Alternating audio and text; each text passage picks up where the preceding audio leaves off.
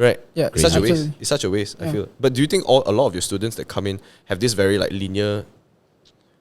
I mean, not just your students, but I mean, like students of this generation, right? Even of our generation, right? Come in with this linear thinking until they have this expansion, Yeah, absolutely. right? Yeah. Like, for example, right? Yeah, like main thing in my classes is I want people to use their brains. There's no point you just listen to me and then you're just like, oh, okay, you write down your notes and then Do you tell that, oh, you listening or not, bro? Or you understanding? no, I don't because I got no time. Like I have no time at all to like catch up on them because it's like 80 students, 90 students, one class. Huge. Like, yeah, it's too much. So basically what I do is, for example, for all my classes, I gave them a picture of Li Zijia. Okay. The badminton player. Yeah, badminton player. Like, so I asked them, who is he? Okay, then they would say Li Zijia or whatever. Then say, okay, now think about it in the sejarah context. Li Zijia. Why? What does the British have to do with Li Zijia? Bro, you... Dominance. Not dominance, because the British were the ones who brought the badminton. Chinese in. Oh, so Yeah. if they didn't bring the Chinese in... If they didn't bring the Chinese Zijia in, wouldn't we be here. wouldn't be here. That's right. Li Zijia wouldn't be here. Li Chongwei wouldn't be here. So it's Technically, Nicole David also, bro. yeah. Half of Nicole David only. Half Basically, a Only lot David's of, here. yeah, true. So it's a very simple example, but that is what I want people to learn.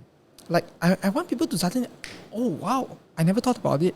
Those kind of things. And I tell people what I want them to do is every day history is Being in front made. of your eyes.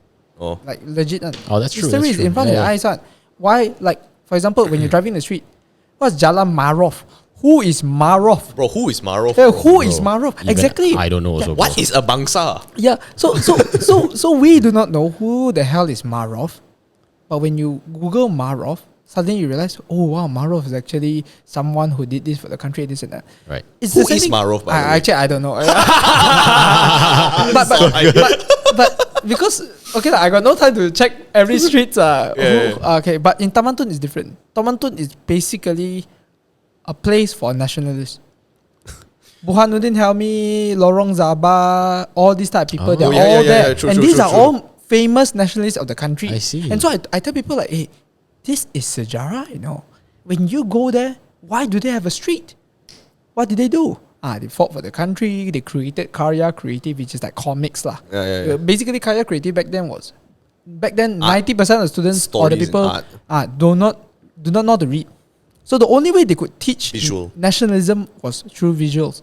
And so these were the people like Burhanuddin Helmi and Zabah. They were the ones creating all these comics for the Malays so that the Malays can upvote and uprise against the British. Wow. Holy shit. That's some mind-blowing shit. So that is why I say history is everywhere. Right.